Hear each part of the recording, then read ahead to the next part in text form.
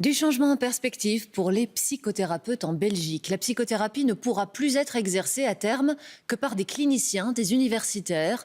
Cette réforme portée par la ministre de la Santé, Maggie De Block, correspond à une vision très scientifique de la profession, assez partagée en Flandre, mais au sud du pays où on privilégie plutôt l'expérience du terrain, ça ne passe pas du tout. Les détails avec Jean-François Noulet.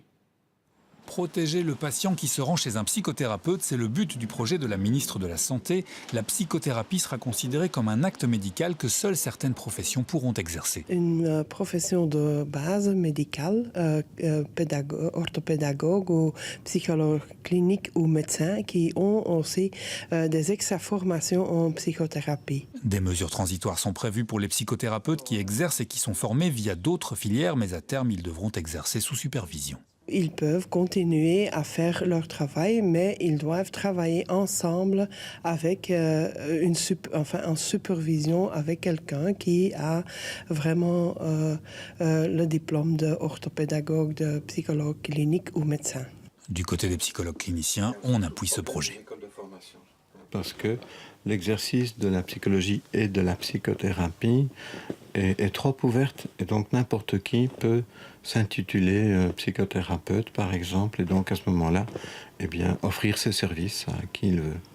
Laurence Ehrlich-Schisler, elle, est psychanalyste et psychothérapeute. Pour elle, la loi votée en 2014 était suffisante. Elle donnait un statut légal aux psychothérapeutes sur base de ses études. Le projet de Maggie De Block de faire de la psychothérapie un acte médical est une mauvaise chose. Les gens ne vont plus pouvoir aller consulter un psychothérapeute ou un psychanalyste en se disant voilà, je me pose des questions bien humaines et j'ai envie de mener un chemin avec ça.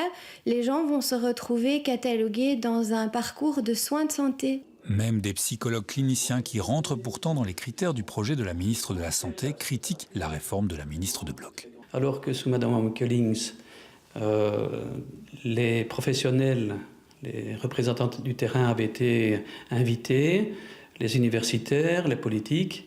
Ici, on a le sentiment que tout s'est passé de façon très opaque et uniquement avec, disons, les universités, essentiellement néerlandophones, et des représentants d'un courant de la psychothérapie qui est le courant comportementaliste. Une pétition contre le projet De Block a recueilli près de 2500 signatures, un projet qui devrait être voté jeudi au Parlement.